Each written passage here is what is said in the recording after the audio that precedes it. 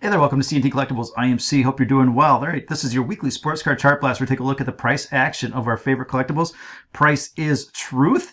We'll take a look at the indices overall, see what's been moving, shaking into the indices a little bit, see what's moving those indices, and then we'll take a look at some of the more widely held players in each of the four major sports-ish or whatever. So nothing crazy for April Fools today. I did one of those last year. That video has 9 views on it, and I will link to it, and you can go check that out if you want. But today we'll just try and rifle through this as quickly as possible. It'll be the Purple Teeth edition, so if I slur and screw up my words more than usual, then there it is. That's my excuse. So anyways, golf, Pokemon, entertainment, and the newly added racing index, all up double digits for the Card Ladder Index. Card Ladder for the quarter down a percent as we close out the quarter. Monthly down 10%. The daily change up just a little bit here, but that monthly, it looks like things have really taken a dive here. Basketball, football, hockey, soccer, these things were up nicely, especially football and soccer, and hockey's been really one of the leaders, all turning negative over the last period. So we have golf, Pokemon, entertainment, racing, double digits. Baseball is up a little bit in the high end. People looking for that flight to quality here. So we'll take a look inside and see what we see. So for the golf index, really it's Tiger Woods and Jack Nicklaus. There is a Rory McIlroy. It's a company giveaway PMG number to like 250 that you're probably not going to see very often. That was ripping as well, and that happens to be in the index. But Tiger Woods, this is the BGS 9.5. We've looked at this one in the past. You get down to about $80-100. It's a strong buy, and we've had that a few times, an absolute rip. And so the volume thinning out in this last sale. You can probably get a little better price if you are patient. When you start to get outside of that range, upwards of 220, 250, then it does start to come back just a little bit here. So your risk reward setting up a little bit unfavorably if you're looking for that card. If you're patient, probably get a little bit better price, but we shall see. It only takes one person to completely screw that up and make me look like an idiot, and it's not hard to make me look like an idiot, that's for darn sure. Jack Nicklaus, PSA 9 in the 1981 Donruss. With a nice pop off the bottom of the range here. So coming back into the, I don't know. This is kind of no man's land right here. This is your strong buy zone, whatever that is, $400 or something. Once you start to get up in this area, it gets a little bit frothy. Not a whole lot of buyers in here. So I guess patience will be rewarded. Typically, when you see those big movers, they will they'll give it back in the next period here. So F1 racing, that's a big deal these days, isn't it? So Lewis Hamilton, that's the man there for the modern stuff. Now there's a lot of people that are going for the older for the vintage, and they're probably having a great time with that one here. But front and center for the current ones, the people chasing all the packs and boxes, it is Lewis Hamilton. And so even his base chrome is getting a nice rip here. This is one of the leaders in that index. And so we've got a pretty defined range here, and it's leaking out of that into an area where we have seen selling in the past here, and this upward compression does pretend downside action. So the trend is up while you're in it, but when it breaks, it does tend to bring you back towards the bottom range where there's plenty of buying and lots of support in there. So right now it's just getting a little bit thin, and the F1 market is extremely hot. So I think if you're patient, you could probably get a better price. Now, when you don't know what to buy, as far as particular players, you go to the boxes, right? So here's the Topps Chrome Formula 1 Hobby box, and that is, you had your consolidation, your breakout. Now it's getting a little bit toppy, perhaps. You might see a little bit of a pullback, but the trend is still up on that one. And so I think it was Sports Card Investor or something like that a few years ago, talking about soccer cards. It's like, I don't know a lot about soccer cards, but I'll just buy the boxes. And it's like, yeah, that's what people are looking for. So I think that's the play on a lot of this stuff. You have a lot of people just getting into the F1 arena, and they don't really know what to target other than maybe a Lewis Hamilton. That's the obvious one. But they'll just buy the boxes, figuring those will appreciate, and you'll have a bunch of people that will be happy to buy those at a later point here. But again, looks like it's getting a little bit, perhaps a little bit toppy here, and then maybe a minor pullback, but it is probably more of a buying opportunity on a pullback than anything here. So we'll see how that plays out. Pokemon having a good time here. Some of these, the Aerodactyl, PSA 9, that is the first edition holo with a monster rip leading that index here. So it's at a point, it's at the top of its slightly downward trend, but also just above this yellow line. You can see where buying and selling has been capped And we've had some sales in the past, and so maybe we're due for a pullback here. It's so thinly traded. Again, someone could come in and push the price up higher, but if I was looking for this card, personally, I would be more of a watcher and wait for it more in this area here. So we'll see how that plays out. In Pikachu with a monster rip as well, leaking below the range. So is negative as I am about, oh my gosh, top of the range sell. Well, sometimes when it leaks below the range, presents great buying opportunities. Now these are more likely to be one-offs than anything, I suppose. Not too many people willing to accept that price, but if you can find it, that's a pretty good deal. So you're getting into an area of decent support here, but the trend does remain down overall. All right, the high-end index, people with the big money. They're not looking to speculate. They want the proven commodities here, and so it doesn't get much more proven than Sweetness himself. So quick aside, I was at the gym today, and a couple of lockers down, group of kids looked like they were in high school. They were talking about their quads for the day. They're like, oh, we just blasted our quads, and one of them was like, hey, look at mine, there's big. You might as well just call me the fridge. Walter Payton. I'm just like, oh, you're fucking kidding me. So hey, it is what it is. It's like, all right, man, we're just not doing a good job in our schools these days here. Just every kid, maybe they should be watching the '85 Super Bowl and the lead up to that. Learn how to be a man there. So I don't know. All right, outside the range has been sales in the past. This is a PWCC or maybe Heritage, one of the auction sites. And so different type of player than the eBay sort here. So perhaps waiting for a little pullback is the way to go there. So again, one of the leaders tend to be the fallers the next time out. Tom Brady in a BGS, a 9.5, bottom of the range with a rip. So this is a fair enough price here. So you could probably wait and maybe get a little better price here, but you have to be very, very quick. But right now, I think if you're looking for this card and you're paying that number for it, you're not going to hurt yourself a ton. It seems to return to this level more often than not. Michael Jordan, all of the Jordan cards are ripping, in most of those grades. So I just went with the PSA 8. That's the one we've looked at the most over time here, and you can see that we've had a nice consolidation, and it really hasn't moved a whole lot here. You get down to like 7,000, and it gets a nice rip here. So outside the range has led to pullbacks in the past. One of these days, it's going to just run out of room and continue to grind higher, and that'll be then you'll get some people chasing, and that's what kind of leads to these price rises as people try to get on board with it. Momentum is turning up on this one, but they're going to have to prove it with a few more sales outside of that range. Moving on to baseball here, Mike Trout, bottom of the range with a monster rip to the top here, a little over 3,000, maybe 3,500 or something like that. So don't be that person. Right now, that's not the price. Back here, that was a pretty good deal, but as it ground lower, that kind of 2,800 area is the price. So it's returned into 2,900. So you have a couple $100 downside, perhaps, where there's a lot of buying, but maybe we establish a new floor here. But it's been respecting this range for the most part, which is a good sign. So Mike Trout comes out this season.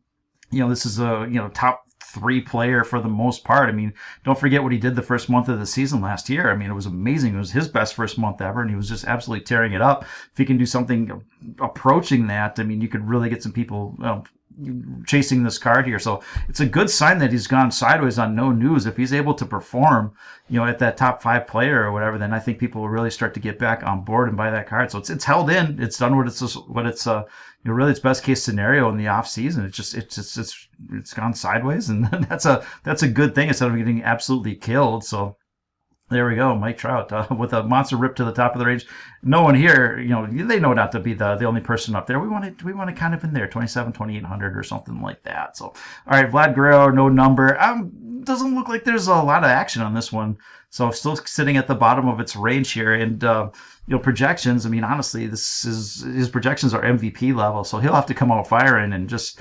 It's a lot of indecision right now here. So if he comes out swinging and putting up big numbers here, then we could see a pop. But if he comes out slumping, then you're going to get a pretty good, you could get a much better price on this one, and probably something to take advantage of. So all right, Juan Soto, same thing, sitting on a pretty important support here.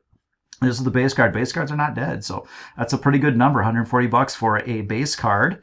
And high grade, which is great. You know what?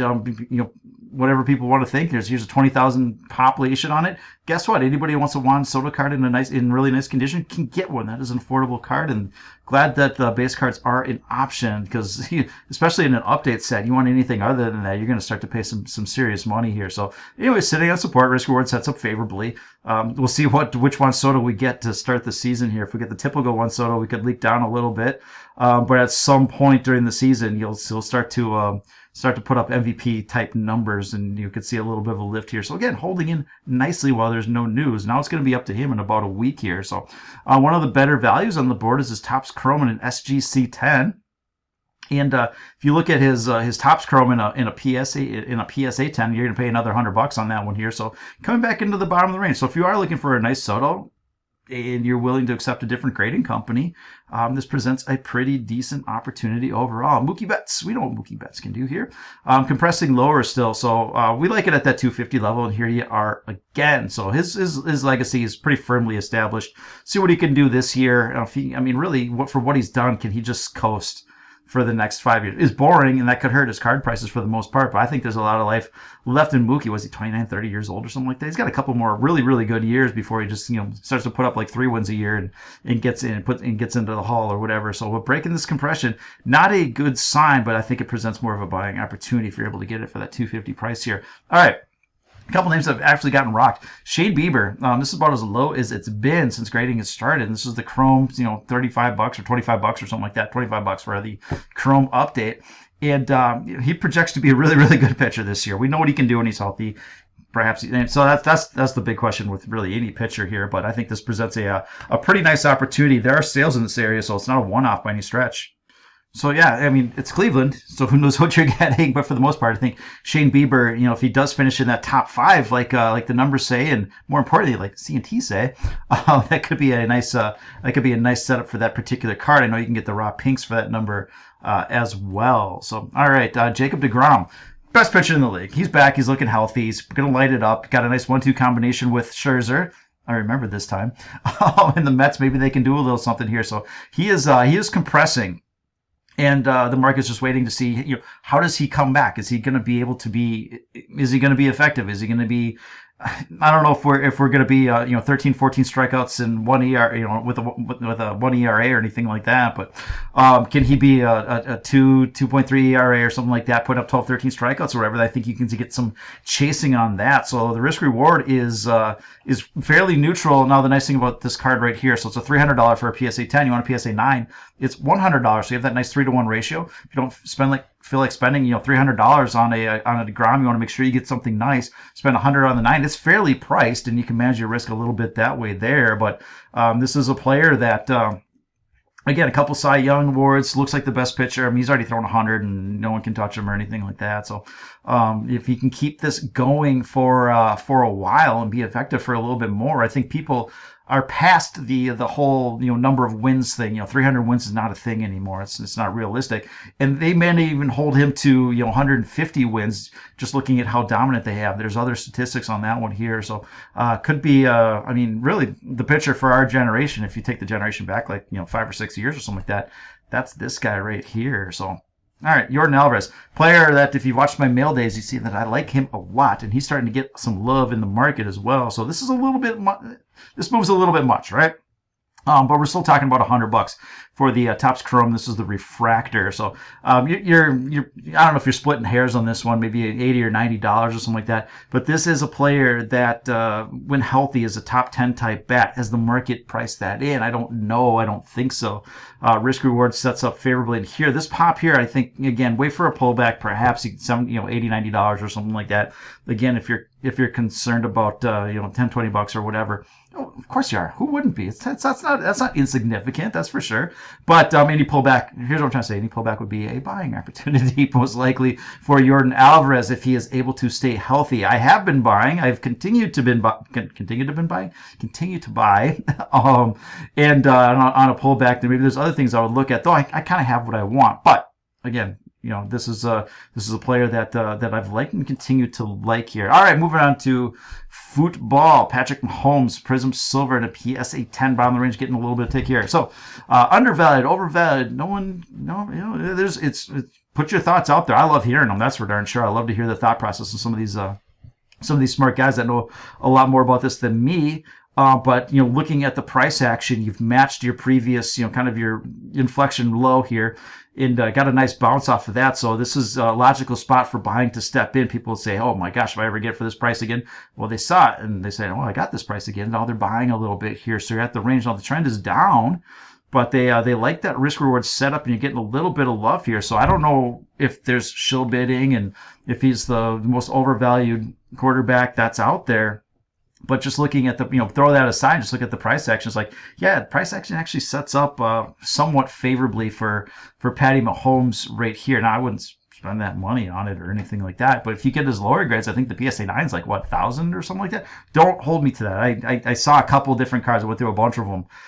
And that number sticks out for some reason. If it is, then that's a pretty decent setup. Now, if I'm way off and it turns out to be like 1,700, then it's fair to ignore everything that I just said. All right, his Donruss Hollow, his rated rookie. I always just called it rated rookie. So there it is. Again, here's your inflection point. Same as the Prism, and you're getting buyers to step in at the kind of at that same time here. So risk reward, it's not it's not unfavorable. It's not favorable. It is what it is. So look for some sideways action. And it's kind of like the Mike Trout thing. In the offseason, can he just go sideways until the season comes and then do what he does without Tyreek Hill? Then we shall see. He's got Ronald Jones now, so when Ronald Jones gets the ball and then fumbles it and Patrick Mahomes picks up, maybe he can get the rushing yards. I don't know. But anyways, kind of sideways action here, but he ain't dead yet, I guess is the point. And Cooper Kupp, haven't looked at him for a while here. So you're your Super Bowl and your bounce and you get up here. It's like, you can run out of buyers, and here it is right here. So you get down, he's right now sitting at like $300. Get down to that 230 area, and you're kind of close to it right now. Probably more of a buying opportunity because he's real good. So we'll see how that plays out. And Deshawn Watson, all right, he's coming back. He's signed. Really, brings you up to that previous high where selling has been taking place in the past. And now you're coming back into an area where if you feel like you've missed out, you really need to do something with this player, other than hit him, then you're getting towards the bottom of the range and may present a pretty decent buying opportunity when he plays, if he plays. He's going to be suspended for a few games, right? But he does have that top 5 potential. So that's a quick drop down. So flip that chart upside down and we see that kind of move. You're kind of like, oh my gosh, leave it, let it come back. On this one, it's like, hey, maybe this is your second chance to get in on that card if that's what you are looking for. And Devontae Adams going to a new home. A lot of nothing. Hasn't really done anything for him. And I couldn't think of many more football players to put in that one at this current time. So we'll just move on to basketball. Steph Curry.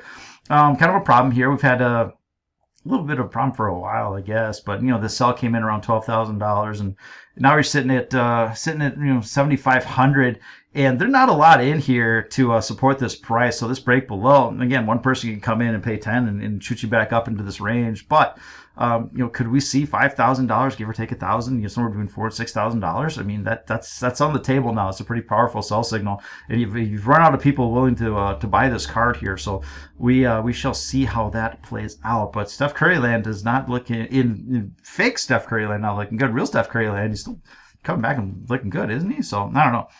The Joker.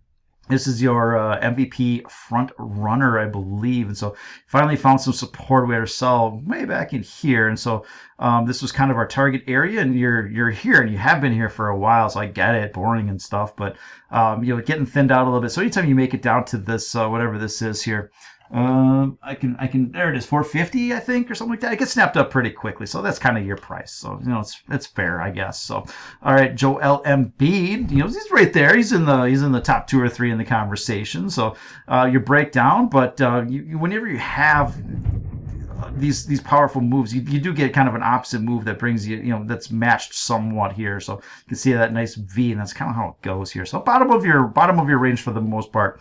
And, could he surprise a little bit? Well, all right, he's doing really, really well. Probably not. We're past surprises for him, right? But if he's able to keep playing well, do something in the playoffs or whatever. Bottom of the range looks all right here. And Devin Booker, Phoenix Suns. this is your best team in the league, isn't it? So there's a couple players on there that are doing really, really well, and he's one of them. And he got smacked down from the top of his range, sitting at the bottom of his current range here. That might be a pretty strong buy for Mr. Devin Booker here. So if you can get that price, it sets up pretty well. And yeah, that team, they look good. Could he be playoff relevant? That could, maybe he gets a little bit of love on that one here. So nice. We did it. Oh yeah, here we just did it twice here. So yeah, top of the range. And so downside, yeah, sure, it's in a downtrend still, but again, probably more of a buying opportunity, at least over the next couple months or something like that, and see what he can do in the playoffs. Unless I'm totally missing something. If his leg fell off in the last day or two, then I don't know about it, and you can point that out in the comments or something like that. So all right, Austin Matthews hockey, ripping outside the range, probably maybe it's more not really a sell. It's more of a don't buy because it's a compressed range and it's still going upwards on that one. So Connor McDavid. A lot of sideways action, buying and stepped in at this point in the past, and he's having a really, really nice season. So, not a reason to dump him or anything like that. And Pavel Bure he's one of your bigger movers. So a lot of that vintage hockey, getting some love here. So bottom of the range with a monster rip up. No reason to chase it or anything like that. But coming back a couple bucks maybe it's interesting enough. But the Russian Rocket, top 100 all time. Come on now. So, and we'll wrap it up with C3PO and a PSA 8 hanging around all time highs. So that's what I got for you. Have a great rest of the day, weekend. Tom and I will be back at you next week with we got to finish up their third baseman, shortstop, and outfielders. And we will talk to you later. Have a good one. Bye.